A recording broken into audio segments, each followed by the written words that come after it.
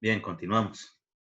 Entonces, efectivamente, los capítulos no tienen unidades, pero lo que son las actividades obligatoriamente tienen que tener unidad de medida y pago.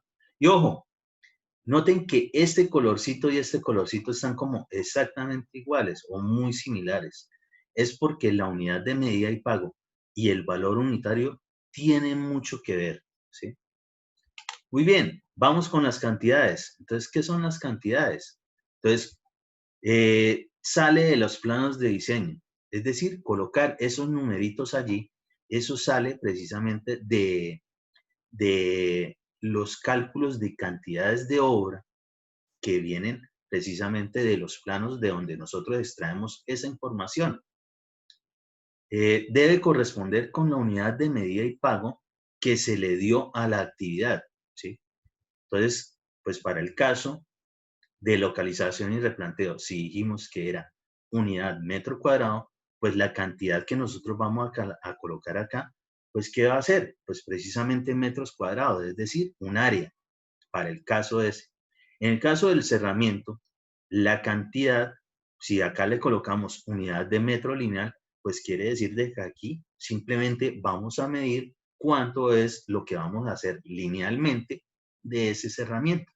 Y es lo que la unidad o el numerito que nosotros le colocaremos acá, porque va a corresponder directamente con esa unidad, tal cual. ¿Se entiende eso? Entonces vamos a suponer que unos planos obtuvimos 150, un área, ¿sí?, de un lote de 150 metros cuadrados. Es decir, que acá colocamos 150. Y por el lado del cerramiento,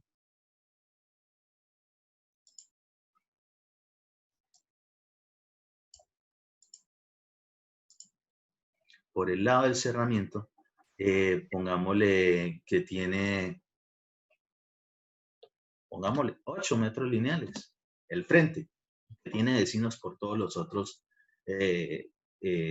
por la parte de los colindantes laterales y el posterior. Supongamos que es un lote así.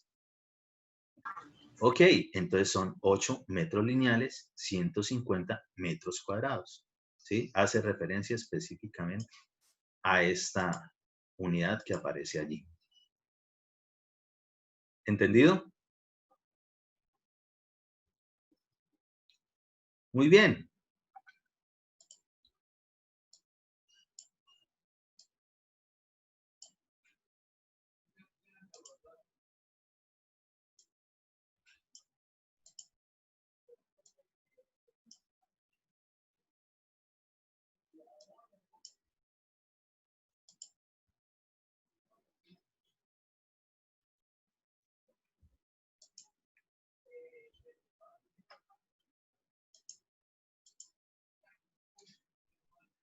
Entonces, eso de unidad de medida y pago, así como ahorita nos dijeron la cuestión de global, realmente el global es ojalá no meterlo, porque de entrada ya quiere decir de que allí es que queda como muy complicado hacer una medición.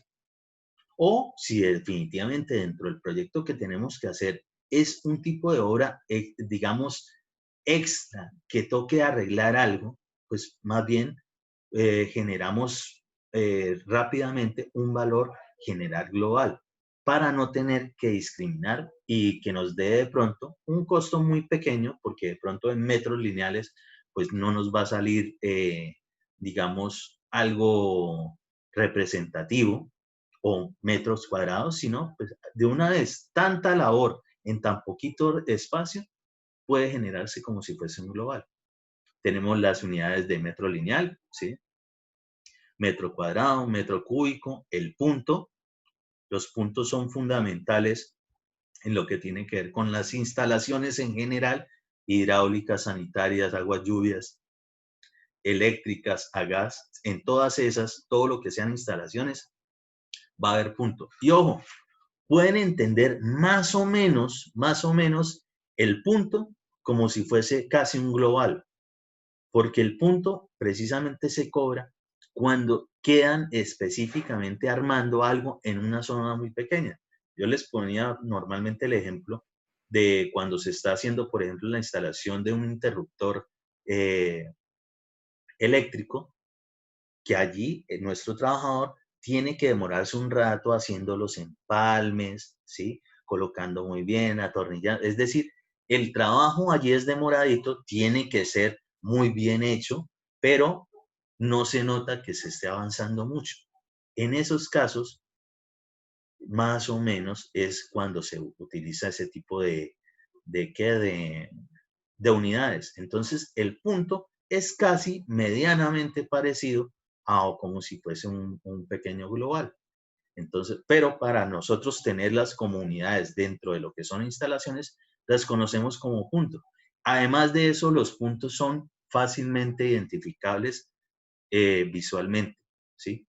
Uno puede contar perfectamente los puntos y de hecho un punto es una contabilización por unidad. Entonces, por ejemplo, tantos interruptores hay, supongamos hay 5 interruptores en la casa, entonces, ajá, 5 puntos de interruptor eléctrico, de salida eléctrica, punto de luminaria, punto de instalación hidráulica, punto de instalación sanitaria, etcétera, ¿sí? Sobre todo para lo que tiene que ver con las instalaciones.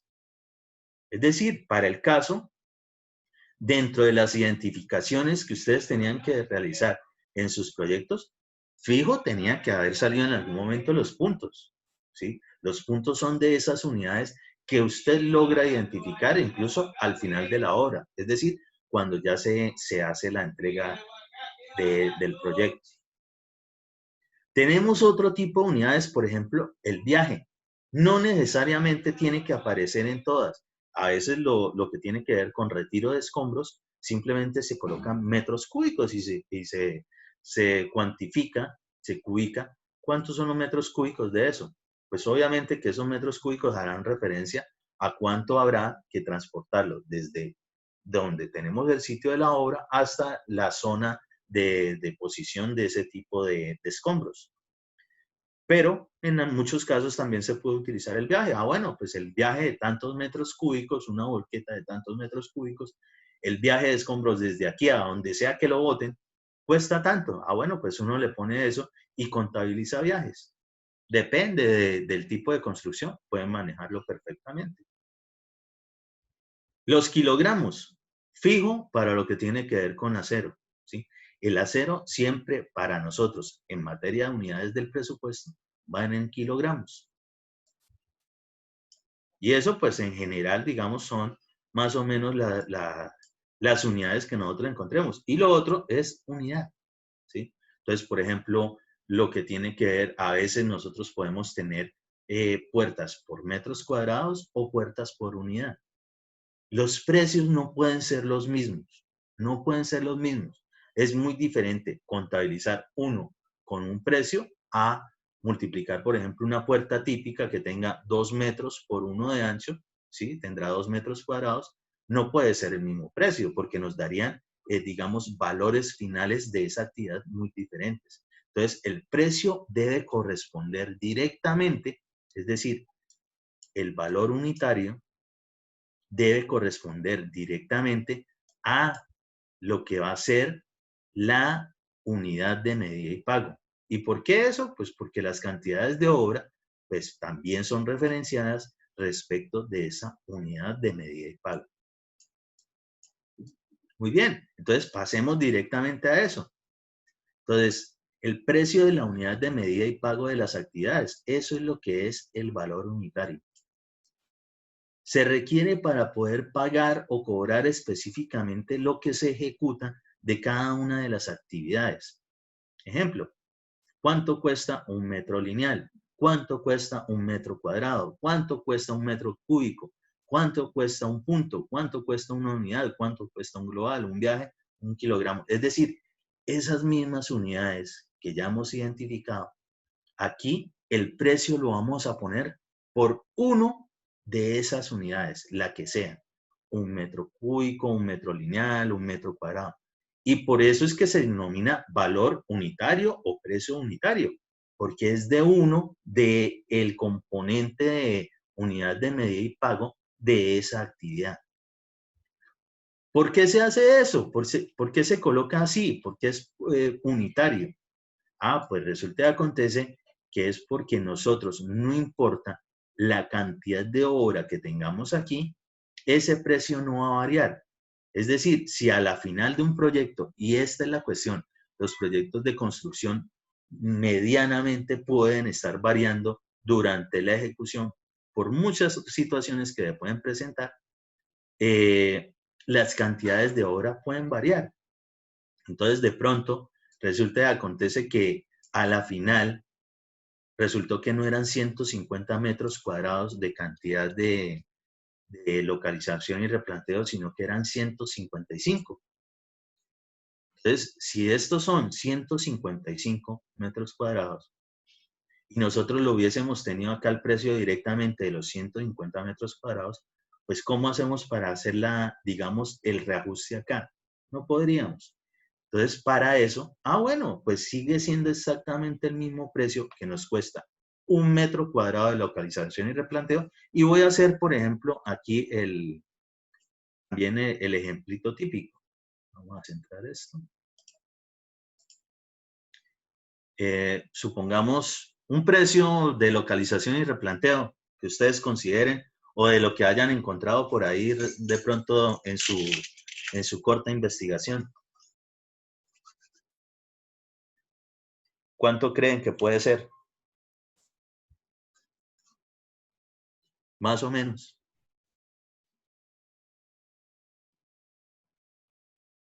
Ni idea, ni la más remota. Vamos a ponerle 2.500 o 2.600 Sí, yo pesos. estaba mirando en algo por ahí que tengo y más o menos vale 2.600, 2.500. Ajá. Y cuénteme, ¿qué estaba mirando como para referenciarse? Un artículo que encontré por internet de Ujú. algo así, una descripción de un proyecto. Recuerden que nosotros, digamos, tenemos documentos que nos sirven de mucha referencia respecto de eso de los precios y rendimientos y unidades incluso de las cantidades de obra. Que para el caso de Norte de Santander, el Construprecios, pero también a nivel nacional, mínimo tenemos el Construdata, ¿sí? Eso ustedes pueden encontrar perfectamente allí más o menos una estandarización teniendo en cuenta los precios del mercado, generan un promedio y más o menos ubican un precio. Bueno, más o menos con eso. Ahora bien, eso es apenas una guía, un tentativo, un parámetro de partida como para algo. Si nosotros queremos de verdad saber de verdad cuánto nos cuesta, cuánto nos vamos a ganar de verdad, obligatoriamente tenemos que desarrollar el análisis de precios unitarios. Más adelante lo veremos, porque eso sí es más, digamos, teniendo en cuenta ciertas condiciones de todo lo que hemos visto de salarios básicos, de cuadrillas, de materiales, de equipos, de herramientas. Pero para eso, primero sí nos toca aprendernos cuáles son los procesos constructivos. Si uno no sabe el proceso constructivo de alguna actividad realmente, muy difícilmente va a generar un buen análisis de precios unitarios. ¿Por qué? Porque en el análisis de precios unitarios usted tiene en cuenta absolutamente todas las tareitas que hay que hacer para dar cumplimiento a una localización y replanteo. Y la única forma de usted saber todas esas tareitas y trasladarla allí es que se sepa toda completico el proceso constructivo de cada actividad. ¿Sí? Muy bien. Entonces, en el ejemplito, vamos a decir de que nuestro precio, y no lo aprobaron, de la localización y replanteo es 2.600 pesos. Ojo, estos son pesos. La unidad del valor unitario son pesos. Realmente, y aquí siempre sale pesos. Pero para ser sinceros, si fuésemos a hacer un factor de conversión legal, esto debería ser pesos por o sobre la unidad de medida y pago. ¿Para qué? Porque nosotros siempre para obtener un valor total, mire, es el resultado de multiplicar la cantidad de obra por su valor unitario correspondiente con la unidad de medida y pago. Es decir, que estos son pesos sobre metro cuadrado y estos son 150 metros cuadrados. Pues metros cuadrados y metros cuadrados se nos irán a ir, nos va a quedar solamente unidad de pesitos. Entonces, realmente esa es la verdadera unidad de un valor unitario. Pero nosotros en el presupuesto no le metemos eso como para que la gente no se enrede, simplemente el precio, el precio. Entonces, nosotros multiplicamos es directamente el numerito que aparece en la cantidad, que es lo que hemos sacado del cálculo de cantidades de obra de los planos, hemos sacado esa información de ahí. Tenemos el precio unitario, es decir, tuvo que haber existido algún análisis de precios unitarios, lo tenemos allí y nos dará un resultado. Para el caso, ¿cuánto nos da 150 por 2.600? 390.000. 590.000. 390.000. 390.000. Ok, listo. 390.000. Ahora bien, volvamos al ejemplo que estábamos colocando. ¿Por qué es que es por unidad? Porque es un unitario. Entonces resultó que a la final nos dimos cuenta cuando llegamos a hacer la localización y replanteo. Y además, nos dimos cuenta fue justo al primer día cuando íbamos apenas a iniciar la obra. No, esta vaina no da 150 metros cuadrados. Esto de verdad tienes 155 metros cuadrados. Ajá. Pero resulta y acontece que este valor es por 1 de esta unidad de medida y pago. Entonces, en este caso, perfectamente lo que podríamos hacer es simplemente, pues volvemos y multiplicamos exacto lo que es la cantidad que nos está dando real por ese mismo precio unitario, que para el caso es ¿cuánto?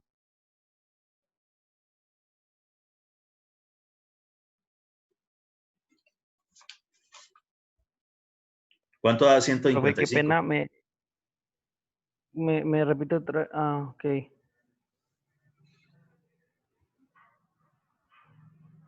403.000.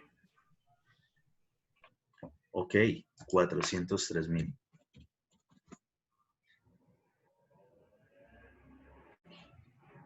Uh-huh. 403.000. Y antes nos había dado 390.000, ¿cierto? Sí, señor. Ok. Si ustedes hacen una resta ahí rapidita, pues obviamente que hay una diferencia. Esa diferencia en billete, pues sumado a todo lo que pueda estarse pasando a lo largo del proyecto con el presupuesto, pues puede generar pérdidas o ganancias en algún momento. Entonces, nosotros para poder desarrollar cualquier ajuste o cambio en algún momento para esos proyectos, nos queda mucho más fácil precisamente de que lo que puede estar variando en algunos casos es la cantidad de obra, pero no el precio. Normalmente los reajustes de precios o manejar algún cambio en el precio original pactado, eso casi nunca lo permite nadie, ya sea un cliente particular o una entidad estatal. Pero los cambios de cantidades de obra de pronto sí, porque son fáciles de verificar con las medidas. Y por eso hay que buscar tener medidas, digamos, más o menos estandarizadas de unidad de medida y pago para ese tipo de actividades. ¿Listo? Entonces, eso es lo que ocurre. Por eso nosotros siempre vamos a tener aquí el precio de un algo. ¿Un qué? Para el caso aquí de 1 metro cuadrado. Por aquí pongámosle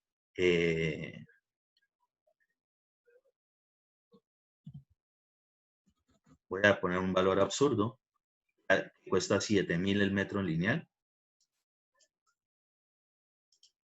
¿Sí? Entonces, 7.000, un metro lineal, pues si eso cuesta un metro lineal, pues ¿cuánto cuestan 8?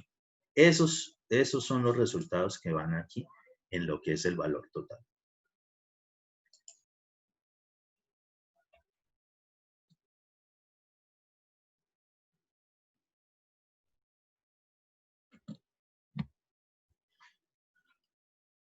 Muy bien. Resulta y acontece que ahí todavía no hemos hecho todo lo que es un presupuesto. Nosotros hemos logrado generar algunos valores totales acá, que es el resultado de multiplicar el valor unitario por la cantidad correspondiente a la misma unidad de medida y pago entre la cantidad de obra y el valor unitario. ¿Listo? Vamos a tener un poco de precios según el tipo de proyecto. En algunos casos muchos, en algunos casos pocos. Donde de pronto, ¿en qué obras tendremos pocas actividades o pocos capítulos o pocos, digamos, valores para sumar? Por ejemplo, en lo que tiene que ver con las típicas vías. Una pavimentación, eso no sale más de 5 o 6 ítems. Mientras que la construcción de una casa, así sea de un pisito, eso tiene muchísimos ítems, ¿sí? Entonces tendremos muchos de estos, por tanto, tendremos que sumar mucho más. Ok, ¿qué ocurre acá? Entonces, ahora sí viene lo que tiene que ver de verdad para nosotros. Hasta el momento, en esto que hemos calculado aquí, nosotros no tenemos ninguna ganancia. ¿Sí? Hasta el momento no tenemos ninguna ganancia. Eso es lo que cuesta básico generar ese tipo de actividades, pagándole a los obreros, pagando los materiales, pagando los equipos allá en la obra. No tenemos aún ganancia. Entonces, uy, ¿cómo así? Y entonces, bueno, viene lo que son el componente de los costos que se presentan en un presupuesto. Y ojo, los costos en un presupuesto son costos directos, costos indirectos y el costo total del proyecto. ¿Sí? Son todos esos. ¿Qué es un costo directo? Entonces es la sumatoria de los valores totales de las actividades, es decir, de la sumatoria de todos los valores que aparecen en la última columna. ¿Sí? Última columna de la estructura del presupuesto. Cada uno de esos valores totales los sumaremos y eso será un costo directo. Entonces, ¿por qué el nombrecito de costo directo? Por eso, porque no importa si somos nosotros o cualquier otra persona, con esos precios básicos de salarios, de materiales y análisis de precios unitarios y esas cantidades, eso le va a costar lo mismo a cualquier persona. Todavía no tenemos ninguna ganancia. Muy bien, generamos esa sumatoria y obtenemos un valor. Luego, ¿qué vendrá? Luego viene lo que se conoce como costos indirectos, ¿sí? Entonces, en los costos indirectos, sí es influencia del sitio donde se va a desarrollar la obra, la infraestructura necesaria para administrarla y los impuestos. Esos son los costos indirectos. Y se compone de tres, digamos, componentes específicos. Ustedes cuando estén hablando de costos indirectos, casi siempre van a estar escuchando o hablando de lo que es el AIU. El AIU. El AIU son la primera létrica de lo que tiene que ver con administración, imprevistos y utilidad. Bueno, por lo menos aquí ya sale esta palabrita utilidad y estoy seguro que al menos por cultura general se deben por lo menos pensar de que eso sí ya tiene que ver con lo que nosotros nos vamos a ganar. ¿Sí?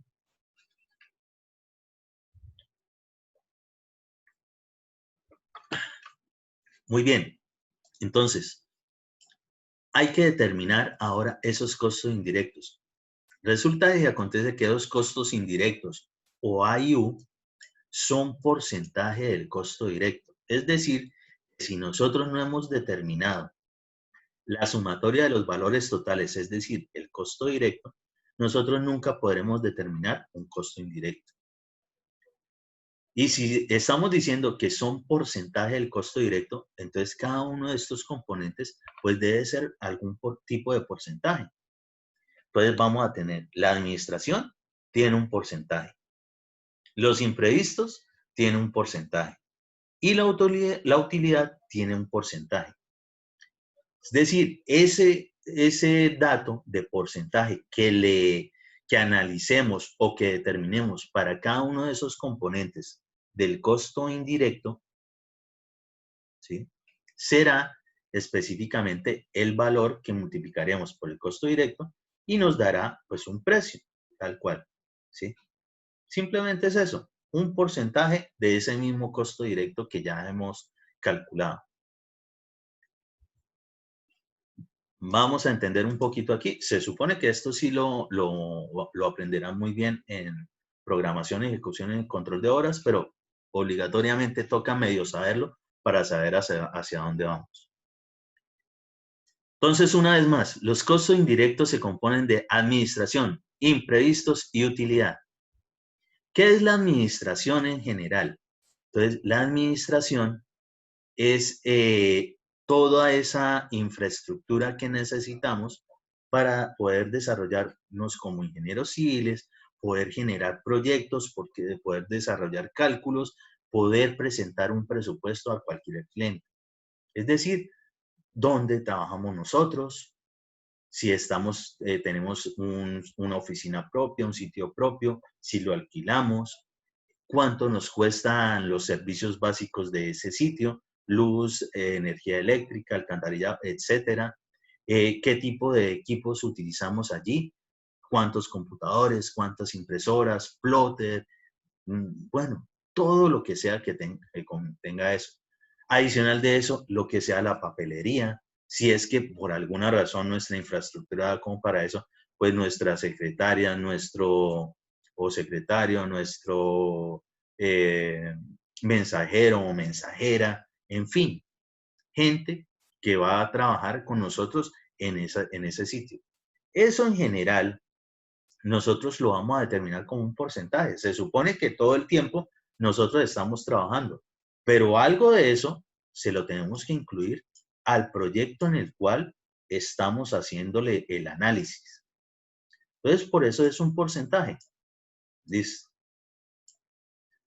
Vamos a saltarnos de una vez a lo que tiene que ver con los imprevistos.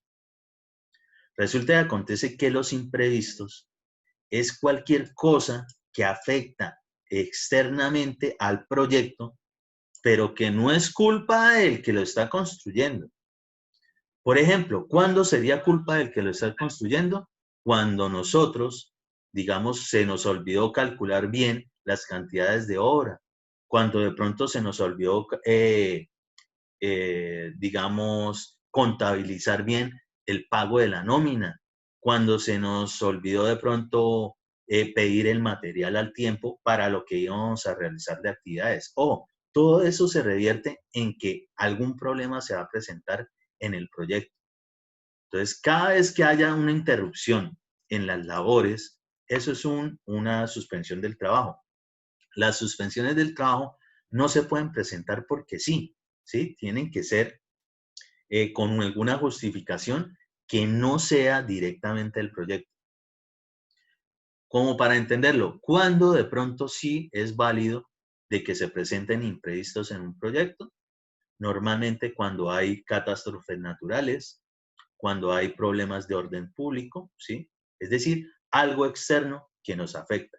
¿Qué nos puede afectar? Entonces, bueno, supongamos que, pues, lastimosamente en nuestro país esto sí se da, existe alguna confrontación de grupos al margen de la ley y les da por quemar de pronto buses en la carretera. Y por esa carretera, por esa vía, pues era por donde venía nuestro material. Entonces se demoró en llegar o vino algún deslizamiento, se presentó alguna catástrofe, algún deslizamiento de algún talud y tapó la vía. Pues hay que esperar a que venga maquinaria, otros ingenieros y logren adecuar para el paso vehicular. Entonces queda estancado el material por allá. De pronto, eso nos puede afectar en que tal vez lo habíamos solicitado con tiempo y no han todavía solucionado el problema y ya necesitamos el material y está allá. Entonces nos toca parar. Esos imprevistos, ese Ingeniero, costo de tener parada a la gente nos puede generar ahí un problemita. Cuénteme. ¿la pandemia cuenta como un imprevisto o es algo más? No, claro que sí, es un imprevisto. De hecho, absolutamente todos los proyectos que estaban en ejecución en el momento que se nos presentó esta vaina de la pandemia en marzo, donde hubo un decreto presidencial, a todas las obras que todos teníamos en ese momento, en toda Colombia, nos tocó pararlas. Entonces, cuando se pararon, pues ahí toca, eso no se puede, como les dije, uno no puede, no, nos pararon la obra por pandemia, los echamos a todos, eso no se puede. Entonces, tocaba esperar a ver cómo se manejaba eso. ¿Qué pasó? Bueno, se determinó de que si se generaban los protocolos de bioseguridad para pandemia de COVID-19, se podían continuar con las labores y se estructuraba cómo iba a ser ese protocolo. Bueno, se hizo y todas las obras, pues las que cumplieron, continuaron desarrollándose. Pero ese tiempo tocó empezar a generarlo como un imprevisto. Es decir, de ahí, de ese porcentaje del valor del costo directo, de la sumatoria de los valores totales, pues seguramente sería ese dinero destinado a solventar ese tiempo mientras se generaba esa reanudación de labores. Entonces, sí, ese es un ejemplo claro de ello. Normalmente nosotros intentaremos de que los imprevistos sean el costo más bajo, por aquí lo tengo, lo más bajo posible. Si son obras con el Estado, cada vez que uno vaya a cobrar ese dinerito, ese porcentaje del costo directo correspondiente a los imprevistos, tendrá que justificarlo. Si usted no justifica de que de verdad se presentó un imprevisto, ese dinero no se lo pagan. Eso con el Estado. Entonces, por eso hay que intentar que sea muy bajo. Y en algunos casos, incluso ya ni siquiera se está cobrando. ¿Sí? Eso respecto del Estado. Ahora bien, con un cliente particular, no todos los clientes particulares entienden esta parte de los costos indirectos. Entonces, de pronto asumen de que sí, que eso es así.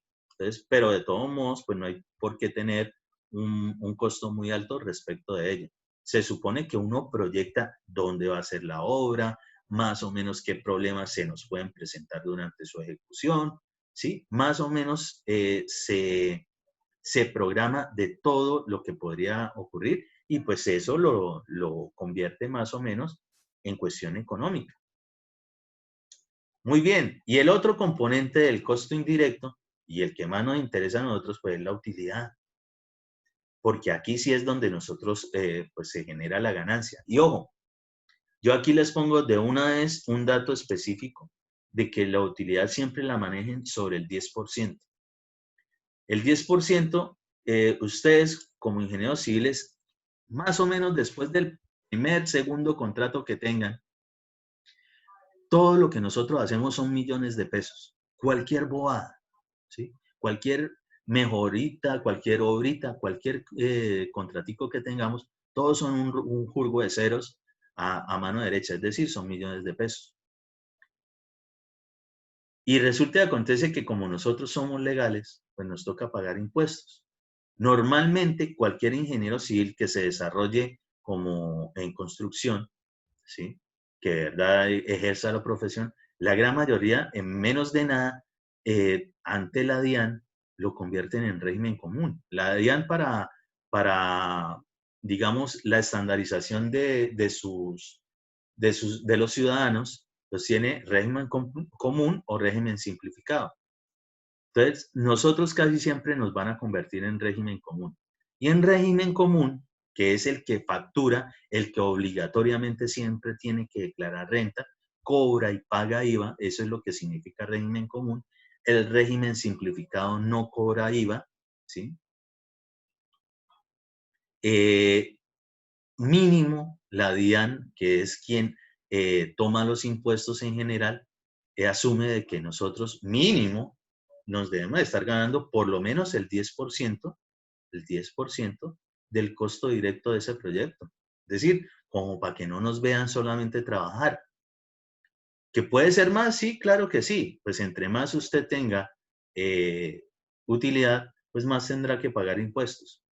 Ahora bien, después de ese costo indirecto, viene lo que es el pago del IVA. Única y exclusivamente para los que son régimen común. ¿Sí? Solamente para estos. Y pues el IVA es un porcentaje que está estipulado por el gobierno. A veces sube, a veces baja. Desde hace algunos años lo tenemos en el 19% y es siempre ese porcentaje sobre lo que es el valor de la utilidad. ¿Sí? Siempre que sea un régimen común, tendrá que cobrar el IVA. Siempre. Y el IVA pues sobre la utilidad. Y la utilidad mínimo la deben manejar sobre el 10% por cuestiones de que la DIAN, cuando ustedes vayan a declarar renta y el régimen común obligatoriamente declara renta, ¿sí? Nosotros los de régimen común todos declaramos renta. Ahora ya casi todo el mundo declara renta, pero eso es hace poquito. ¿Sí? Esto sí viene desde mucho tiempo atrás. Fijo, los de régimen común siempre declaramos renta. Para el caso, si uno llega con una utilidad de 1%, 2%, y de pronto lo que tiene altísimo son la administración y los imprevistos, en la DIAN de una vez se van a dar cuenta y le van a decir, no, ¿qué le pasa? Entonces le terminan generando un nuevo cálculo de su utilidad y igual sobre eso le va a tocar pagar impuestos. Pues si de todo modo le va a tocar obligado a hacerlo, pues hágalo desde el principio y así no tiene usted problemas de nada desde el punto de vista de impuestos, que es un problemita que para muchos es complicado.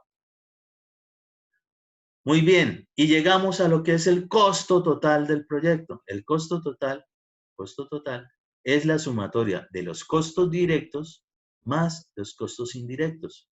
Si tiene el pago del IVA, irá el pago del IVA. Es decir, la suma de el costo directo, la administración, los imprevistos, la utilidad, el IVA, todo eso se suma y nos da el costo total del proyecto. Y casualmente eso es lo que pues, cualquier cliente empieza a ver en general al momento de iniciar un proyecto. ¿Sí? Con eso es con lo que sí nosotros podemos determinar específicamente qué es lo que le va a costar esa casita que de pronto el maestro simplemente o cualquier persona le dijo, eso yo se lo hago con tanto. Cuénteme, Tatiana, levantó la mano. Ingeniero, qué pena, lo que pasa es que tengo clase, ¿me puedo retirar? Sí, ya aquí ya terminamos.